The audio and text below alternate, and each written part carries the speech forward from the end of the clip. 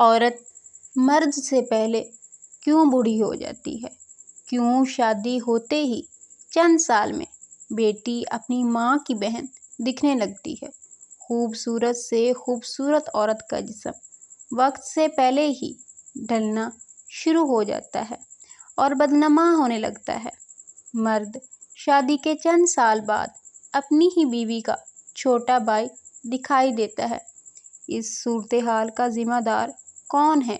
ہمارا معاشرہ، مرد یا عورت کی جسمانی ساخت؟ عورت جسمانی طور پر شاید مرد کے مقابلے میں کمزور ہو، لیکن فطرت نے اس کے جسم میں وہ تمام صلاحیتیں رکھی ہیں جن کی بدولت وہ نہ صرف افزائش نسل کا فریضہ سر انجام دے سکتی ہے، بلکہ اپنی ساخت کو ایسے برقرار رکھ سکتی ہے جو مرد کے لیے کشش اور مسرت کی وجہ ہوتی ہے۔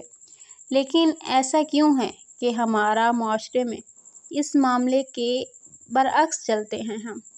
ہمارے معاشرے میں اکثریت لڑکیوں کی شادی ان کی پسند کی نہیں ہوتی، مرضی سے ہوتی ہے۔ لڑکی کی مرضی کسی نہ کسی صورت میں سمجھوتے کی ایک شکل ہوتی ہے۔ یہ سمجھوتا کچھ معاملات میں عورت خود اختیار کرتی ہے، جس کے پس منظر میں ماں باپ کی محبت اور گھر کی عزت کے ساتھ جذبہ شکر گزاری کا عنصر نمایاں ہوتا ہے، اور کچھ مواقع پر عورت کو مجبوراً سر تسلیم خم کرنا پڑتا ہے۔ ہم سب کی خواہش ہوتی ہے کہ لڑکی کی شادی کے فرض سے جلد از جلد سبکدوش ہوا جائے، اس لیے دوسرے یا تیسرے رشتوں کو ہاں کی سند مل جاتی ہے۔ پھر عموماً یہ دعا بھی رخصتی کے وقت دل کی گہرائیوں سے دی جاتی ہے کہ اس گھر سے اب تمہارا جنازہ ہی اٹھے۔ شادی کے بعد عورت کا اولین فریضہ افزائش نسل سمجھا جاتا ہے، جس کے ساتھ اضافی ذمہ داریوں میں شوہر کی خدمت، سسرالیوں کی نازبرداریاں، اولاد کی تربیت اور گھر کی مکمل ذمہ داری بھی شامل ہوتی ہے۔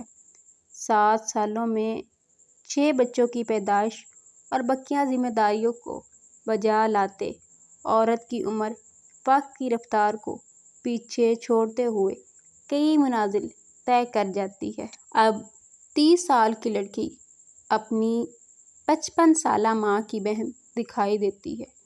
کیا اس صورت میں مرد عورت کو قابل التفات سمجھے گا؟ جس مرد کی فطرت میں خوبصورتی کی طرف جھکاؤ کا مادہ شامل ہے، اب یہ عورت مرد کے لیے ایک ذمہ داری ہے، اس کی ضرورت نہیں۔ وہ اس کے ساتھ گھومنا پسند نہیں کرے گا، ہنسی مذاق کا ذوق ختم، تفریح کے مواقع عید کے چاند کی طرح ہو جاتے ہیں۔ عورت جسمانی طور پر تو بوڑھی ہو جاتی ہے، لیکن کیا اس کا دل، اس کی روح بھی بوڑھی ہوتی ہے؟ کیا اس کے دل میں بھی وہ سب خواہشات اور امنگیں کروٹیں نہیں بدلتا جو جوان سال مردوں کے دلوں میں ہوتی ہیں؟